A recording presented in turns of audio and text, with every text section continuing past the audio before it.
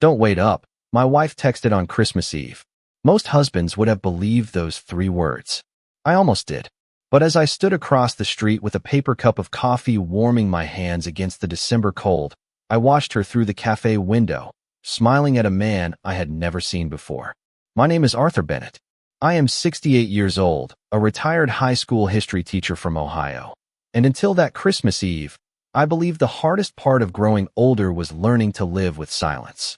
My wife, Margaret, and I had been married for 43 years. We had weathered layoffs, illnesses, cross-country moves, sleepless nights raising our daughter Lauren, and every ordinary challenge that quietly stitches 2 lives together. I used to believe that if a marriage survived 4 decades, it had earned the right to grow old peacefully. That belief began to crack the moment my phone vibrated just after 5:30 that evening. Don't wait up. Helping a friend from church. Love you. The message looked ordinary enough. Margaret volunteered at church throughout the year, especially around Christmas. She organized food drives, wrapped gifts for children, and visited elderly neighbors who had no family nearby. No reasonable husband would question that explanation. I almost didn't. Yet something about those words settled heavily in my chest. It wasn't the message itself. It was how carefully it seemed written, almost rehearsed, as though every word had been chosen to prevent another question. I looked around our house. The Christmas tree glowed softly in the living room, reflecting tiny lights across the framed family photographs lining the fireplace mantel. A pot of homemade beef stew simmered quietly in the kitchen. Fresh dinner rolls rested beneath a towel to keep them warm. Margaret's favorite Christmas playlist waited on the speaker, paused halfway through the first song because I wanted us to listen together. Outside, snow drifted gently onto the sidewalks, covering the neighborhood in the kind of peaceful beauty that makes every house look like it belongs on a holiday card. I should have stayed home. Instead, I picked up my coat, told myself I simply wanted fresh air, and drove without any clear destination. Maybe I wanted to prove my own doubts were foolish. Maybe I wanted reassurance more than answers. The roads were quiet except for families heading toward holiday gatherings. Children laughed through fogged-up car windows. Storefronts glowed with red ribbons and white lights. Every passing scene reminded me that Christmas Eve was supposed to bring people closer together, not pull them apart. About 15 minutes later, I stopped at a small cafe downtown to grab coffee before heading back home. That's when I saw her car parked across the street. I recognized it immediately. The tiny silver angel Lauren had given her years ago still hung from the rearview mirror. My first thought was relief. Perhaps her church friend had asked to meet there before they drove somewhere else together. I stepped onto the sidewalk, lifting my coffee toward my lips, and glanced through the large front window without thinking. Then time seemed to slow. Margaret was sitting near the window beneath a string of white Christmas lights. Across from her sat a gray-haired man wearing a navy wool coat. They weren't behaving like strangers discussing church business. They leaned toward each other with the quiet comfort of people who shared familiar conversations. Margaret smiled in a way I hadn't seen for years, soft, relaxed, almost youthful. The man reached into his leather briefcase and carefully placed a red envelope on the table between them. Margaret rested her fingertips on it, but didn't open it. Instead, she looked directly into his eyes, nodded once, and smiled again. I remained frozen outside, hidden by the reflection of the holiday lights on the glass. Neither of them noticed me. My coffee had already gone cold, yet I couldn't feel the winter air anymore. I wasn't angry. Not yet. I wasn't ready to invent a story from one quiet moment. But as I watched my wife gently slide the red envelope into her purse before reaching across the table to briefly squeeze the man's hand with quiet gratitude, one thought settled into my mind with unsettling clarity. Whatever was happening inside that cafe had begun long before Christmas Eve, and somehow I had become the last person to know about it. I stayed where I was until they finally stood up from the table. The gray-haired man picked up the check before Margaret could reach for her purse. She smiled politely, not with excitement, but with a quiet familiarity that only comes from knowing someone over time. They exchanged a few final words that I could not hear through the thick glass. Then he opened the cafe door for her, wished her a Merry Christmas, and walked toward a dark blue sedan parked half a block away. Margaret remained on the sidewalk for a few seconds, looking down at the red envelope before placing it carefully inside her handbag. She looked around as though gathering her thoughts, then climbed into her car and drove away. I did not follow her. Instead, I remained outside the cafe, staring at the empty table they had just left behind. Christmas music drifted softly through the speakers inside. A young couple laughed over mugs of hot chocolate. An elderly woman sat alone reading a novel beside the fireplace. Life continued exactly as it should have, yet something inside me had quietly shifted. After several minutes, I finally walked inside. The warmth hit my face immediately, carrying the familiar smell of cinnamon, fresh coffee, and baked cookies. I ordered another cup, even though the first one was still sitting untouched in my car. The young barista smiled and wished me a Merry Christmas. I smiled back because that was what people did. They smiled even when their thoughts were somewhere else entirely. I chose the same table near the window where Margaret had been sitting only moments before. Nothing looked unusual. The chairs were neatly pushed in. The sugar packet sat untouched beside the napkin holder. If I had arrived 5 minutes later, I never would have known anyone important had been there at all. My eyes wandered across the floor until I noticed a folded receipt beneath the edge of the chair where Margaret had been sitting. I picked it up carefully, intending to hand it to the cashier. Before I stood, I glanced down without thinking. It listed 2 coffees, 1 slice of pecan pie, and the time printed at the top caught my attention. 5:12 in the evening. Margaret had sent her message to me at exactly 5:14. She had already been sitting here when she told me she was helping someone from church. It was only a difference of 2 minutes, but somehow those 2 minutes felt heavier than the 43 years we had spent building our marriage. I quietly placed the receipt back on the table. It was not evidence of anything terrible by itself. People told small lies every day. Husbands forgot errands. Wives changed plans. Friends canceled dinners. Healthy marriages survived misunderstandings. I reminded myself of all those reasonable explanations during the drive home. Still, another thought refused to leave me alone. Margaret had never needed to invent stories before. We had always trusted each other enough to tell uncomfortable truths. By the time I pulled into our driveway, fresh snow had already covered my tire tracks. The porch light glowed warmly against the dark sky. Inside, the stew had cooled on the stove. The Christmas tree continued shining quietly, reflecting ornaments we had collected over 4 decades. Lauren's handmade paper angel from 2nd grade still hung near the top. Margaret's favorite glass cardinal rested beside an old wooden ornament carved by my late father. Every decoration carried a memory. Every memory suddenly felt fragile. At a little after 8 o'clock, I heard Margaret's car pull into the driveway. She entered the house carrying the familiar scent of cold winter air. Her cheeks were pink from the temperature outside, and she smiled as she removed her gloves. "I am sorry I am late," she said warmly. Margaret's sister needed help delivering Christmas baskets after church. We lost track of time. She leaned over and kissed my cheek before hanging up her coat. I noticed the red envelope disappear into her purse as she placed it on the hallway table. She spoke naturally, almost effortlessly, asking whether I had eaten dinner and whether I wanted to watch our favorite Christmas movie before bed. I answered every question calmly. I smiled when I needed to smile. I even warmed the stew for both of us. But for the first time since the day we were married, I listened more carefully to what my wife did not say than to the words she actually spoke. I barely slept that night. Margaret fell asleep within minutes, breathing slowly beside me as snow continued falling outside our bedroom window. I stared at the ceiling until dawn, replaying every detail from the cafe again and again. The red envelope, the quiet smile, the carefully written text message.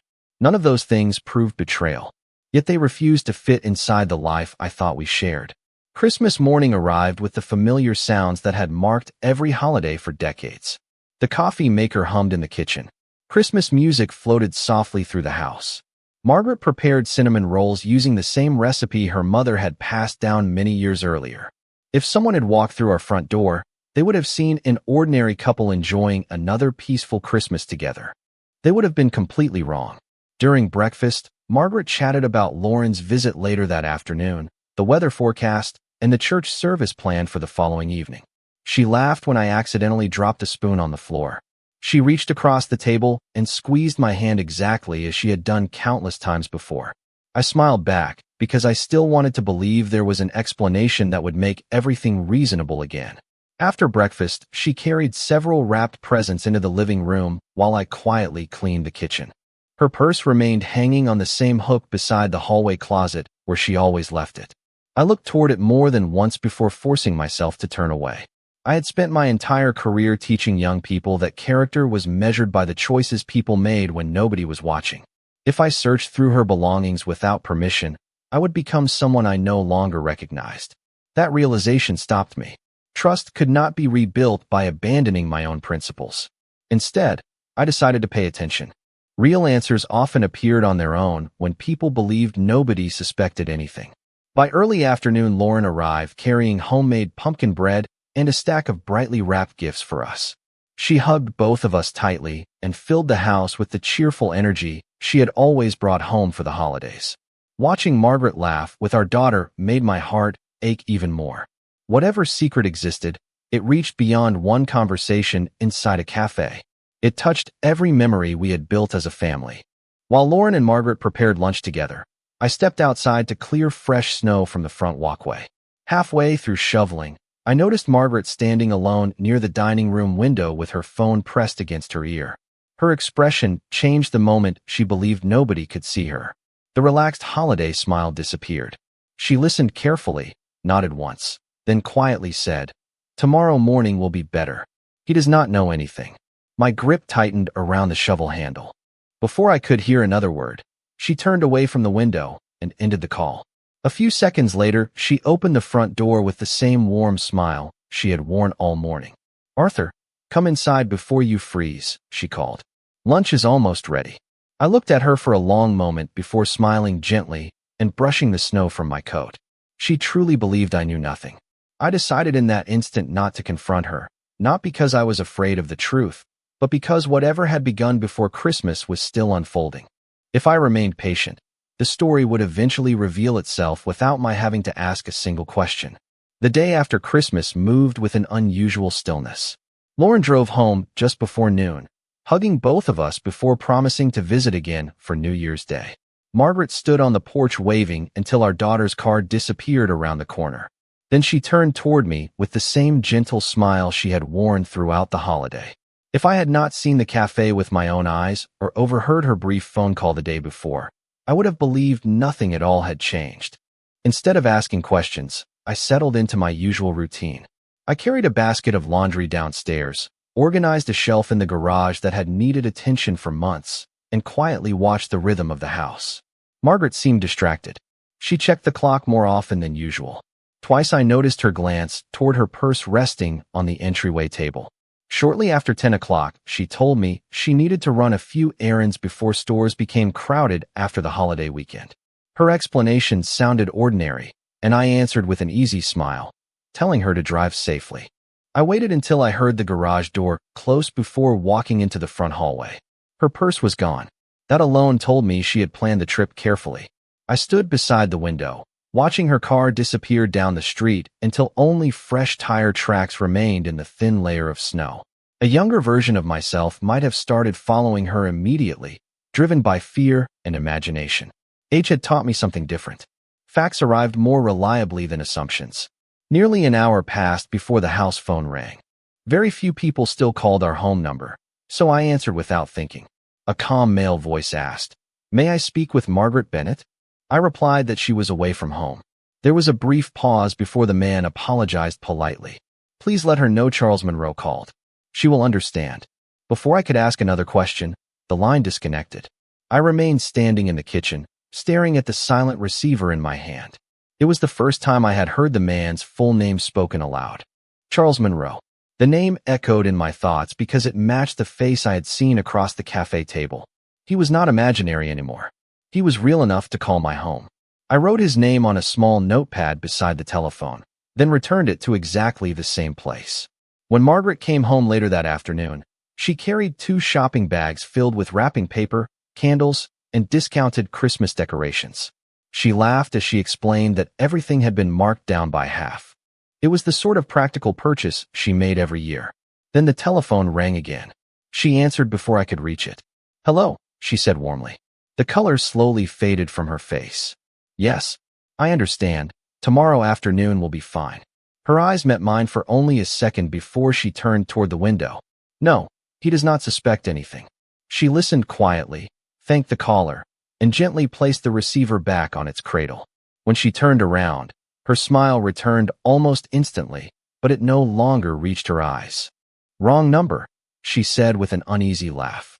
I simply nodded and continued placing firewood beside the fireplace. Deep inside, another piece of the puzzle had quietly settled into place. Whatever secret Margaret was protecting had not ended with Christmas. It was moving forward according to a plan, and for reasons I still could not understand, she believed I was completely unaware. The following morning, I left the house earlier than usual, telling Margaret I wanted to stop by the hardware store before the New Year crowds arrived. That part was true. I did stop there, wandered the aisles for a few minutes, and bought a box of light bulbs that I did not really need. Routine has a way of making ordinary moments look convincing. Afterward, I drove across town and parked near the county records office. Years ago, while helping a friend settle his late father's estate, I had learned that certain property filings and business registrations were available to the public. I did not know exactly what I was looking for. I only knew one name now carried more weight than all the others: Charles Monroe. Inside the building, everything felt quiet and efficient. A clerk greeted me kindly and showed me how to search the public records terminal. I typed the name slowly, expecting nothing at all. Instead, several entries appeared. Most of them involved routine legal filings connected to a small law practice. One record, however, caught my attention immediately. Charles Monroe specialized in estate planning, trusts, and property transfers. My pulse quickened. I remembered the red envelope on the cafe table and the careful way Margaret had slipped it into her purse without opening it. Suddenly, that moment looked different. It no longer felt like two old friends sharing coffee. It looked like business. I continued searching, hoping to find Margaret's name connected to one of the filings. Nothing appeared. That should have comforted me, but it did not. Experienced attorneys knew how to prepare paperwork long before anything became public. I thanked the clerk for her help and walked back outside into the crisp winter air. Snow crunched beneath my boots as I crossed the parking lot, but I remained seated inside my truck for several minutes before turning the key. Something told me I had only uncovered the edge of a much larger picture. On the drive home, my phone rang. It was my longtime friend Daniel Foster, a retired banker I had known for more than 30 years. We had breakfast together almost every Thursday. He asked whether I wanted to meet at our usual diner the following morning. I agreed without hesitation. Daniel had spent decades reviewing financial documents, loan applications, and estate paperwork. More importantly, he possessed the rare ability to notice details other people overlooked. When I arrived home, Margaret was sitting in the living room organizing Christmas cards into neat little stacks. She smiled as I walked through the front door and asked whether I had found the light bulbs I needed. I placed the small shopping bag on the kitchen counter where she could easily see it. It felt strange how such an ordinary purchase had become part of a much larger secret. During dinner, she seemed lighter than she had been in days. She even suggested that we plan a weekend trip once spring arrived, mentioning a charming bed and breakfast we had visited years earlier. I listened carefully, wondering whether she truly believed those plans would happen or whether she simply wanted life to continue looking normal. Later that evening, after she had gone upstairs, I noticed her purse resting beside the staircase. For the briefest moment, my eyes settled on it. The red envelope was almost certainly still inside. I could have opened it. I could have answered every question that had haunted me since Christmas Eve. Instead, I turned off the hallway light and walked away. If the truth depended on violating the trust one had spent 43 years trying to honor, then I wanted another path. Deep down, I believed that sooner or later secrets always reach daylight. I simply had to remain patient long enough to see where this one was leading.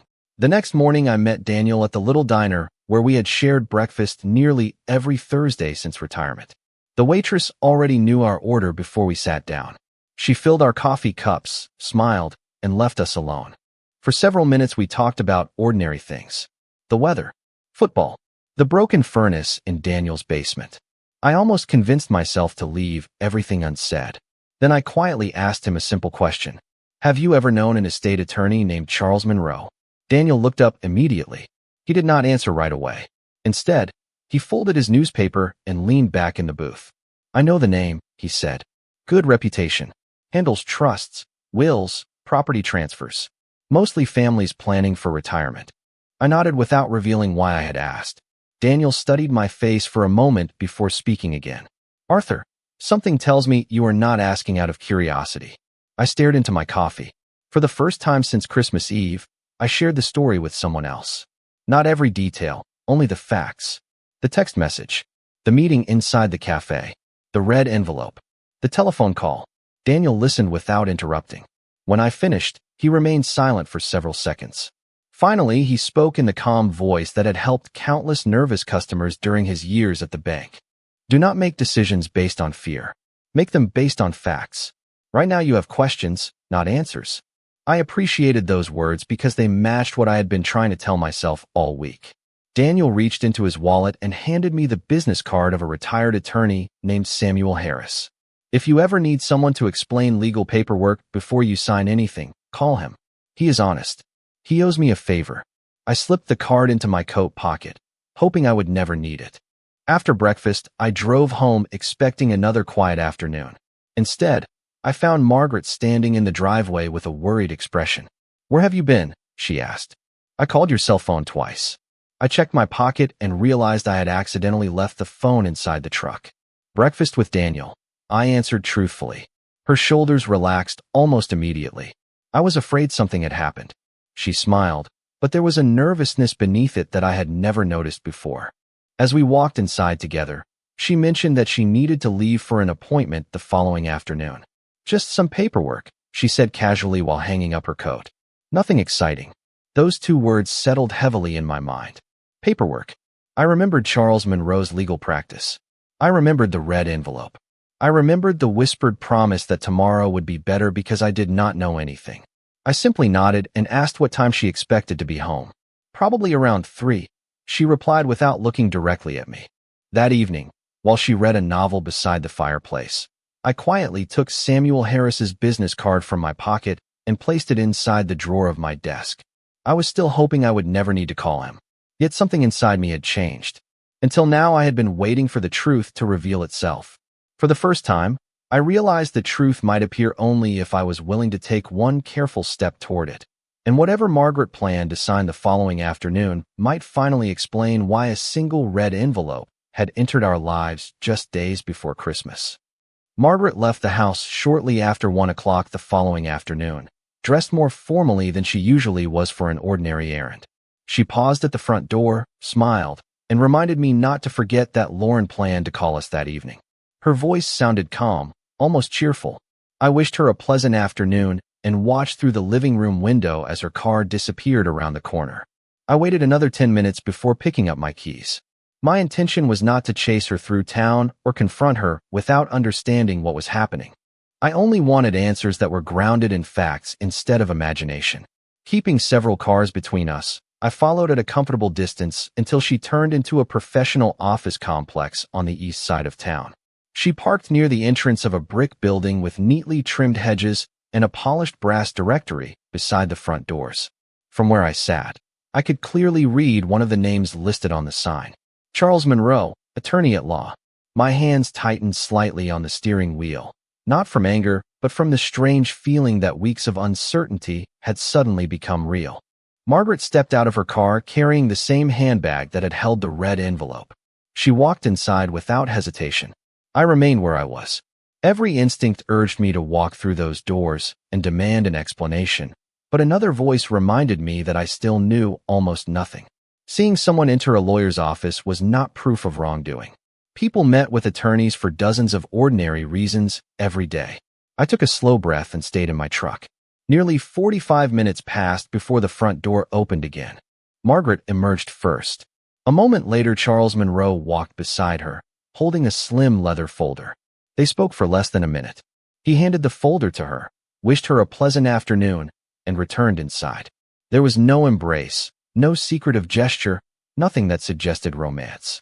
It looked entirely professional. That simple observation confused me even more than everything I had seen before. If this was business, why had she hidden it from me? Why the carefully written text message? Why the private meetings? Why the phone calls insisting that I knew nothing? I waited until she drove away before walking into a nearby coffee shop across the parking lot. From a window seat, I could still see the law office entrance while I gathered my thoughts. I removed Samuel Harris's business card from my wallet and placed it on the table beside my coffee cup. For several minutes, I stared at the number without dialing. Finally, I picked up my phone. Samuel answered after the second ring with the steady voice of someone who had spent a lifetime helping worried people untangle complicated situations. I introduced myself, explained that Daniel Foster had suggested I call, and asked whether he might have time to meet later that week. He agreed without hesitation. Before ending the conversation, he offered one piece of advice that stayed with me all afternoon. Do not accuse anyone until you understand exactly what you are looking at. Assumptions have ended more families than the truth ever has. As I drove home, those words echoed in my mind. Whatever Margaret was hiding had led her to Charles Monroe's office more than once, but I still did not know whether the secret was meant to protect herself, protect me, or protect someone else entirely. For the first time since Christmas Eve, I realized that the answer I feared most might not be the one waiting for me at all. When I arrived home that afternoon, Margaret was already there, sitting in the sunroom with a cup of tea resting untouched beside her. She looked up as I stepped through the doorway and smiled with the same warmth that had greeted me for more than 4 decades. Yet now I found myself studying every expression, every pause, every carefully chosen word. It was not because I wanted to distrust her. It was because uncertainty had quietly become part of our daily life. She asked whether I had enjoyed my afternoon, and I answered truthfully that I had met an old friend for coffee. That much was true. I simply left out everything that had happened afterward. We spent the evening preparing dinner together, moving around the kitchen with the familiar rhythm that years of marriage create without effort. She chopped vegetables while I seasoned the chicken.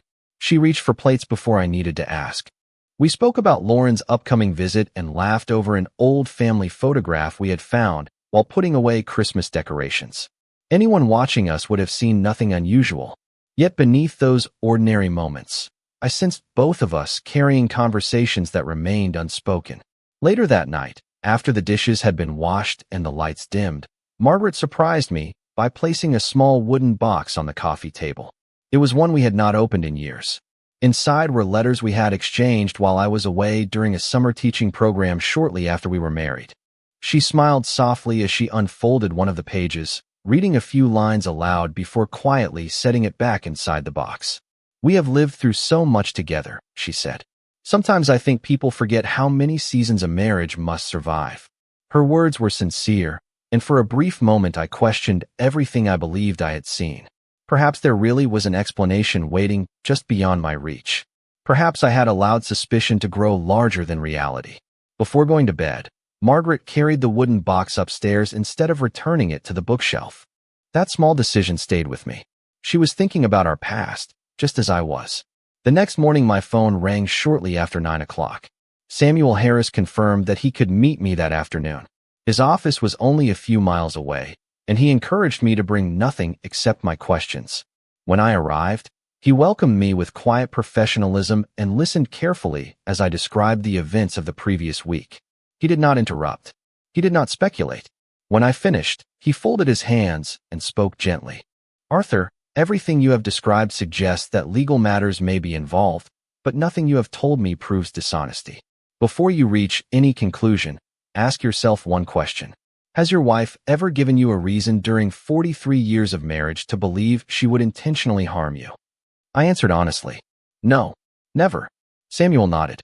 "Then allow that history to carry some weight while you continue looking for facts." As I left his office, I realized my greatest struggle was no longer deciding whether Margaret was hiding something. That much was obvious. The real question was why someone who had shared an entire lifetime with me believed she had to carry that secret alone. 3 evenings later, Margaret asked whether we could take a walk through the neighborhood after dinner. The holiday lights still covered many of the houses, casting soft reflections across the snow. We walked slowly, neither of us speaking very much until we reached the small park where we had celebrated Lauren's 5th birthday decades earlier. Margaret stopped beside an empty bench and looked toward the frozen pond. "Arthur," she said quietly, "I owe you the truth." I remained silent. She reached into her coat pocket and removed the same red envelope I had first seen inside the cafe. This time she placed it directly into my hands. "Please read it before you say anything." I opened the envelope carefully. Inside was a folder containing legal documents along with a handwritten letter addressed to me. The paperwork explained everything I had spent days trying to understand. Months earlier, Margaret had learned that one of my distant cousins intended to challenge the ownership of a small lakeside property that had been left to our family years ago. Rather than worrying me during the holidays, she had quietly hired Charles Monroe, a respected estate attorney recommended by her church, to protect our ownership before the dispute reached court. The handwritten letter explained the rest. She had planned to surprise me on New Year's Day after every document had been finalized. The private meetings, the phone calls, and the careful secrecy had all been part of that plan. Then I unfolded the final page. It was written in Margaret's familiar handwriting. You have spent 43 years protecting our family without asking for recognition. This is the first time I wanted to protect something for you without telling you in advance. I knew if you discovered the meetings too early, you would insist on carrying the burden yourself. I wanted to give you one peaceful Christmas before we faced another legal challenge together. I lowered the papers and looked at her. There were tears in her eyes, but her voice remained steady. When I realized you might have seen me at the cafe, I became afraid. Every small lie I told afterward only made everything worse. I was trying to protect a surprise, and instead I nearly destroyed your trust. I thought back to every moment that had filled my mind with doubt. The text message, the envelope, Charles Monroe's office, the whispered words I had overheard through the dining room window. She smiled sadly. When I said you did not know anything, I meant the paperwork. Nothing more. For a long moment, neither of us spoke. The cold winter air surrounded us, but the silence no longer felt heavy. It felt honest. I reached for her hand, the same hand I had watched resting across a cafe table only days before. I should have asked you, I admitted quietly. And I should have trusted you enough to answer, she replied. We walked home together more slowly than before. The questions that had haunted me throughout Christmas week had finally been replaced by something far more valuable than certainty. They had been replaced by understanding. I learned that trust is not the absence of secrets. Trust is the willingness to face uncomfortable truths together before fear has the chance to invent its own story. As we stepped back into the warmth of our home, the Christmas tree still stood quietly in the corner, its lights reflecting across ornaments collected over 4 decades. For the first time since that winter evening, I saw those lights the way I always had. Not as reminders of what might be lost, but as quiet proof that even after misunderstanding, patience, honesty, and grace can still lead 2 people back to each other.